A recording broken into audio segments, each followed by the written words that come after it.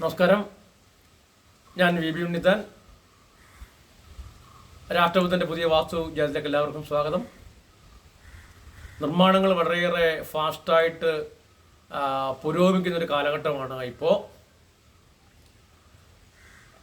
നമ്മൾ ആ നിർമ്മാണങ്ങൾ നടക്കുമ്പോൾ സംഭവിച്ചുകൂടാത്ത ചില കാര്യങ്ങളാണ് എന്ന് പറയുന്നത്. അതും പ്രത്യേകിച്ച് വരാന്തയെ പറ്റി. വരാന്തകൾ ചെറുതും വലുതുമായിട്ടുണ്ട്. വരാന്തകൾ ഓരോ വീട്ടിലും വരാന്തകളുള്ളത് ഏറെ ഐശ്വര്യമാണെന്ന് ആദ്യമേ പറയട്ടെ. സ്പെഷ്യലി വടക്കും കിഴക്കും വേണം വരാന്ത നമ്മൾ കൂടുതലായിട്ട് സജസ്റ്റ് ചെയ്യുവാൻ സ്യൂട്ടബിളായിട്ടുള്ളത്. വേണമെങ്കിൽ തെക്കോ പടിഞ്ഞാറോ ഒക്കെ വരാന്ത വരുന്നതിന് കുഴപ്പമില്ല. പക്ഷേ തെക്കോ പടിഞ്ഞാറോ വരാന്ത വരുമ്പോൾ അവ അരഭിത്തി കെട്ടി മറക്കേണ്ടതാണ്. കിഴക്കും വടക്കും ഉള്ള വരാന്തകൾ തുറന്നിടണം. ഇങ്ങനെ വരാന്തകൾ ചെയ്യുമ്പോൾ പരമാവധി നിങ്ങൾ റൗണ്ട് ഷേപ്പിലുള്ള തൂണുകൾക്ക് പ്രാധാന്യം കൊടുക്കേണ്ടതാണ്. റൗണ്ട് ഷേപ്പിലുള്ള തൂണുകൾക്ക് പ്രാധാന്യം കൊടുക്കാൻ ഇതിലേക്കുള്ള ഈ റൗണ്ട് ഷേപ്പിന് ഊർജ്ജത്തെ നന്നായി സ്വീകരിക്കാൻ, അബ്സോർവ് ചെയ്യാനുള്ള വലിയ പവറുണ്ട്. അതൊരുപാട് വാസ്തു ദോഷങ്ങളെ, മോശമായ എനർജികളെ, മോശമായ ഊർജങ്ങളെ നല്ലതാക്കി മാറ്റാനുള്ള ശേഷി കൂടി ഈ റൗണ്ട് തൂണുകൾക്കുണ്ട്. അതിന് കാരണം നമ്മുടെ പ്രപഞ്ചമാകെ റൗണ്ടാണ്. ആ റൗണ്ട് അത് പ്രപഞ്ചത്തിൻ്റെ ഒരു മോഡൽ തന്നെയാണ് റൗണ്ട്. സൂര്യനെ പോലെ, ചന്ദ്രനെ പോലെ, ഭൂമിയെ പോലെ എല്ലാം റൗണ്ടാണ്.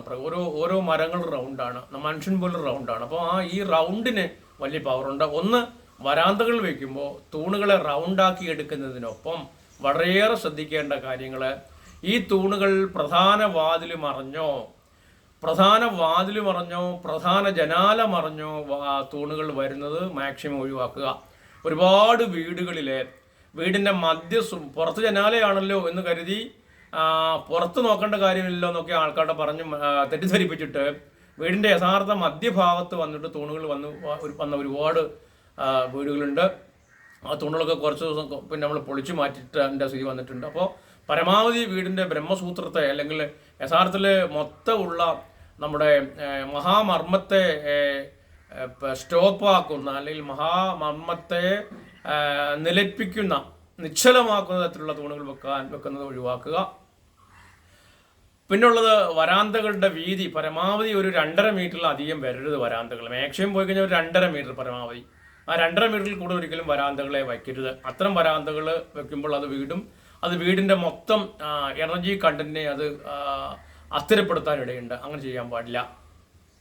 പിന്നെ വേറെ ഉള്ളതെന്ന് പറയുമ്പോഴത്തേനെ നമ്മൾ പലപ്പോഴും വീടിനെ നമ്മൾ ചരിച്ചു വാർക്കുകയോ നേരെ വാർക്കുകയോ ഒക്കെ ചെയ്യാം.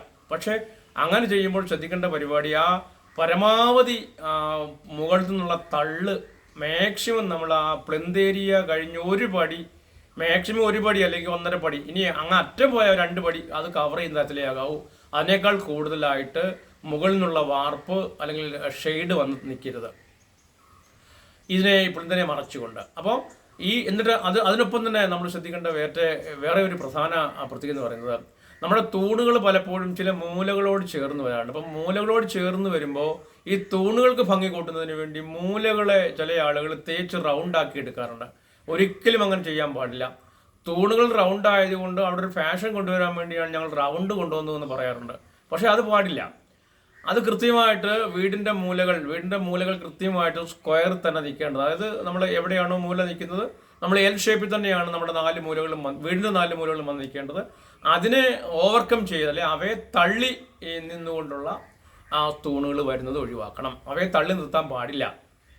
ഒരേ ലെവലായിരിക്കണം റൗണ്ടും ആ മൂലയും വന്ന് ചേരേണ്ടത്.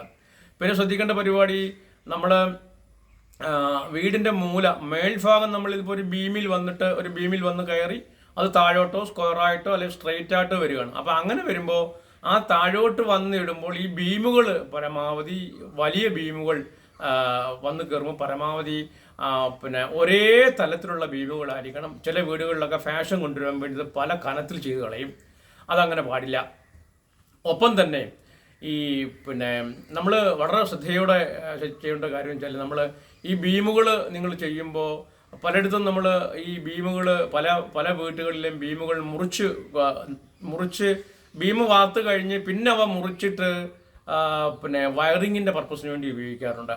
അത് പലപ്പോഴും വീടിൻ്റെ ആകാരത്തെയും അല്ലെങ്കിൽ വീടിൻ്റെ ജനിച്ചു വന്ന അല്ലെങ്കിൽ നമ്മുടെ ഒരു വീടിനെ വളർത്തിയെടുക്കുകയാണ് ലിൻഡലിലൂടെ. അതായത് നമ്മൾ ലിൻഡൽ വാർപ്പ് എന്നൊക്കെ പറയില്ലേ, അതൊക്കെ കഴിഞ്ഞിട്ട് മേപ്പോട്ട് നമുക്ക് വയറിങ്ങിൻ്റെ ആവശ്യമുണ്ട്. അതുകൊണ്ട് നിങ്ങൾ ചെയ്യേണ്ട പരിപാടി, വീട് വാർക്കുമ്പോൾ തന്നെ നിങ്ങൾ ഈ ലിൻഡലിനുള്ളിൽ തന്നെ നിർബന്ധമായിട്ടും നിങ്ങൾ ഈ ലിൻഡലിനുള്ളിൽ തന്നെ ഇലക്ട്രിക്കൽ ലൈൻ ഇടാൻ വേണ്ടി പൈപ്പുകൾ കൊടുത്തിരിക്കണം. അല്ലെങ്കിൽ ആ ഭാഗം മുറിച്ചെടുത്ത് മാറ്റേണ്ടി വരും.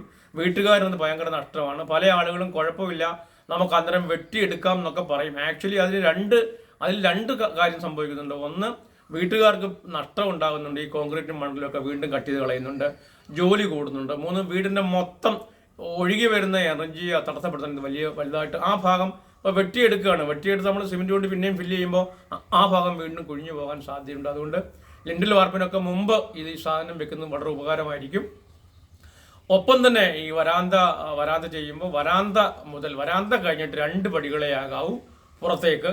അങ്ങനെ വരാന്ത എടുക്കുകയാണെങ്കിൽ വരാന്തയുടെ ഒരറ്റം മുതൽ മറ്റേ അറ്റം വരെ പടി കൊണ്ടുപോകുന്നത് വളരെ ഗുണകരമായ വാസ്തുബലം പ്രദാനം ചെയ്യും.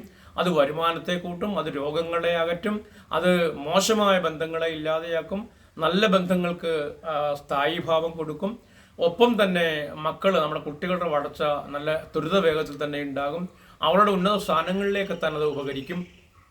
ഒരേ ലെവലിൽ തന്നെ വരാന്ത മുഴുവൻ അത് പടി ഉണ്ടാകും. അപ്പോൾ നമുക്ക് ഏത് ഭാഗത്തുനിന്നും കയറാനും കഴിയും. അതൊന്നും നമ്മൾ ലോൺ ചെയ്യുന്നതിനൊന്നും അത് ബാധിക്കത്തുമില്ല. പിന്നെ ഒരു വളരെ വലിയ പ്രത്യേകത എന്ന് പറയുന്നത്, നമ്മുടെ മുമ്പേ പറഞ്ഞതുപോലെ പ്രധാന വാതിലും പ്രധാന ജനാലയും മറച്ച് തൂണുകൾ വരരുത് എന്ന് പറയുന്നത് പോലെ തന്നെയാണ് അതായത് വീടിൻ്റെ മൂലകളിൽ നിന്നും മധ്യങ്ങളിൽ നിന്നും വീടിൻ്റെ അതായത് ഒരുപാട് ഊർജ്ജങ്ങൾ വീടിൻ്റെ പല ഭാഗങ്ങളിൽ നിന്നും വീടിനകത്തുള്ളിൽ നിറയുന്നുണ്ട്. വീടിൻ്റെ ടോപ്പിലേക്കും നമ്മുടെ വീടിൻ്റെ പുറത്തുള്ള സ്ട്രാറ്റോസ്ഫിയർ, സ്ട്രോപ്പോസ്ഫിയർ, മെസോസ്ഫിയർ, അറ്റ്മോസ്ഫിയർ ഇത്യാദി സ്ഥലങ്ങളിൽ ഉണ്ടാകുന്ന ഊർജ്ജങ്ങളും എല്ലാം തന്നെ ഒഴുകി പരക്കുന്ന ഇടങ്ങളും മൂലകളും ഒക്കെ വളരെ വ്യക്തമായിട്ട് തന്നെ വാസ്തു അറിവുള്ള ആളുകൾക്ക് അറിയാവുന്നതാണ്. അപ്പോൾ ഈ ഒഴുകുന്ന മൂലകളുണ്ട്, മധ്യങ്ങളുണ്ട്, ജനലിൻ്റെ എയർ ഹോളുകളുണ്ട്. അവയുടെയൊക്കെ ഊർജ്ജങ്ങൾ ഒഴുകുന്നത് നമുക്ക് കാണാൻ സാധിക്കും. അത് ചില വീടുകളിൽ ചില ഭാഗങ്ങളിൽ പൊട്ടലുണ്ടാകാം. അപ്പോൾ ആ പൊട്ടലുണ്ടാകുന്നത് വെയിലിൻ്റെ പ്രശ്നം കൊണ്ടോ ഒന്നുമല്ല. പൊട്ടലുണ്ടാകുന്നത് ആ ഭാഗങ്ങളിലേക്ക് ഒഴുകി അധികം ഊർജ്ജം വരുന്നുണ്ട്, അത് പുറത്തേക്ക് പോകാൻ വെമ്പൽ കൊള്ളുന്ന അർത്ഥം. ഇത്തരം ഭാഗങ്ങളെ മറയ്ക്കുന്ന, ഇത്തരം ഭാഗങ്ങളിൽ ഭാരം വരുന്ന രീതിയിലും ഇതുപോലെ തൂണുകൾ വെച്ചു കൊടുക്കരുത്. ഒരു തൂണ് അപ്പോൾ മൂലകൾക്കോ തൂണുകൾക്കോ അല്ലെങ്കിൽ അവിടെ ഒഴുകുന്ന വളരെ പരമപ്രധാനമായ ഊർജ്ജങ്ങൾക്ക് ഭംഗം വരുന്ന പോലെ തൂണുകൾ വെച്ച് കൊടുക്കരുത്. പിന്നെ നമ്മൾ പുറത്ത് വരാന്തയിലേക്ക് കയറും. വരാന്തകളിൽ പരമാവധി ഭാരങ്ങൾ വരുന്ന രീതി ചെയ്യാൻ പാടില്ല. കിഴക്കോട്ട് നിൽക്കുന്ന വീടിന് വടക്ക് കിഴക്ക് ഭാഗത്തായിട്ടും കാർപോർച്ച് വേണമെങ്കിൽ ചെയ്യുകയാണെങ്കിൽ പൂർണ്ണമായിട്ടും ആദ്യം മുതലേ 3 മീറ്ററിലാണോ പോകുന്നത് അതുപോലെ 3 മീറ്ററിലാണ് വീടിൻ്റെ തറ ലെവൽ കൊടുത്തിട്ടുണ്ടെങ്കിൽ കാർപോർഷൻ പൂർണ്ണമായിട്ട് കയറി വരണം. മേളി മാത്രമേ കെട്ടാതിരിക്കാവൂ. ഏറ്റവും അടി ഫുള്ളായിട്ട് കയറി വരണം, അല്ലെങ്കിൽ മുറിഞ്ഞു പോകുന്നതിന് സമാനമായി തീരും. പിന്നെ ഈ വരാന്ത വയ്ക്കും. വരാന്തകളുടെ ഭാഗങ്ങളിലും മൂലകളിലും ഭാരങ്ങൾ കയറ്റി വെച്ച് കൊടുക്കരുത്. ഭാരങ്ങൾ കയറ്റി വെച്ച് കഴിഞ്ഞാൽ അത് വീട്ടിൽ അനാവശ്യമായ വഴക്കുകൾക്കും സാമ്പത്തിക നഷ്ടത്തിനും ഇടയാകും. വഴക്കുകൾക്കും സാമ്പത്തികത്തിനും ഇടയാകുന്ന വീട് പലപ്പോഴും നമുക്ക് ദുരിതങ്ങളെ പ്രദാനം ചെയ്യുകയുള്ളൂ. അത്തരം അത്തരം കാര്യങ്ങൾ വരാതെ നിങ്ങൾ നോക്കണം. ഭാരങ്ങൾ പരമാവധി വരാന്തകളിൽ ഭാരം വരുന്നത് ഒഴിവാക്കി വെക്കുക. പിന്നെ അടുത്ത പറയേണ്ട ഒരു പ്രത്യേകം വരാന്തകൾ എന്ന് പറയുമ്പോൾ പലപ്പോഴും കിഴക്കോട്ടോ വടക്കോട്ടോ നിൽക്കുന്ന വരാന്തകൾ ഭയങ്കര ഐശ്വര്യം തരുന്നതാണ്, ധനം തരുന്നതാണ്. പക്ഷേ അങ്ങനെ വരുമ്പോൾ മൂലകൾ മുറിഞ്ഞു പോകാതെ സൂക്ഷിക്കണം. 2-3 കോൺക്രീറ്റ് മുറിയരുത്, തൂണ് മുറിയരുത്, കോൺക്രീറ്റ് മുറിയരുത്, വീടിൻ്റെ മൂലകൾ മുറിയരുത്. അത് മുറിയാതെ വളരെയേറെ ശ്രദ്ധിക്കേണ്ട ഒന്നാണ്. അപ്പോൾ വീടിൻ്റെ പുറത്ത് വരാന്തകളോ അല്ലെങ്കിൽ വീടിൻ്റെ പുറത്ത് കോലായകളോ നിർമ്മിക്കുമ്പോൾ വരാന്ത പോലെ തന്നെയാണ് കോലായ്ക്ക് പ്രധാനം. നമ്മൾ സിറ്റ് ഔട്ട് എന്നൊക്കെ പറയുന്ന പോലെ സിറ്റ് ഔട്ട് ചെയ്യുന്ന പരിപാടി നമ്മൾ പുറത്തിരിക്കുക എന്നുള്ള പഴയ സങ്കല്പം കൊണ്ടാണ് അപ്പോൾ സിറ്റ് ഔട്ട് തന്നെ ഉണ്ടായത്. അപ്പം സിറ്റ് ഔട്ട് വരുമ്പോൾ അവ തള്ളി നിൽക്കരുത്.